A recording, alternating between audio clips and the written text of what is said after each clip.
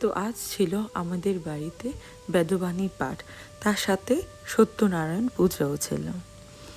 তো আমি ছোট্টভাবে একটা কথা বলছি, আমাদের শ্রী শ্রী রাম ঠাকুরের কিছু কথা, যেটা আমি নিজের ভাষায় বলছি।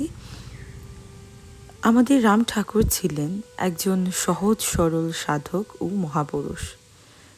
তিনি খুব কঠিন ভাষায় কথা বলতেন না, মানুষ যাতে সহজেই বুঝতে পারে তাই তিনি ছোট, সহজ ও গভীর অর্থপূর্ণ বাণী দিতেন। এই বাণীগুলিকে আমরা রাম ঠাকুরের বেদবাণী বলি। রাম ঠাকুরের বেদবাণীর মূল অর্থ হল মানুষকে ভালো মানুষ হতে হবে।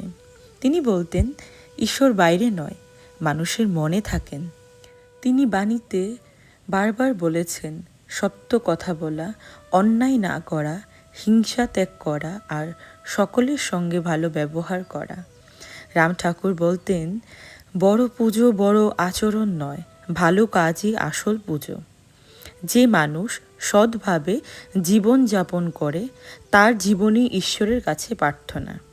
তিনি আরও বলতেন অল্পে সন্তুষ্ট থাকতে শিখলে দুঃখ কমে যায়। লোভ, হিংসা ও রাগ মানুষের সবচেয়ে বড় শত্রু। এই খারাপ গুণগুলো দূর করতে পারলে মানুষ অনেক শান্তি পায়। রাম ঠাকুরের বেদবাণী সাধারণ মানুষের জীবনের সঙ্গে জড়িত। গ্রাম বাংলায় মানুষ আজও তার বাণী মেনে চলে, কারণ এই বাণীগুলি জীবনের চলার পথ দেখায়। আজকের সময় যখন মানুষ খুব ব্যস্ত ও অস্থির হয়ে ওঠে, তখন রাম ঠাকুরের বেদবাণী আমাদের শেখায় সহজ জীবন, সৎ মন আর ভালো মানুষের পরিচয় হলো আসল ধর্ম। জয় রাম, জয় গোবিন্দ।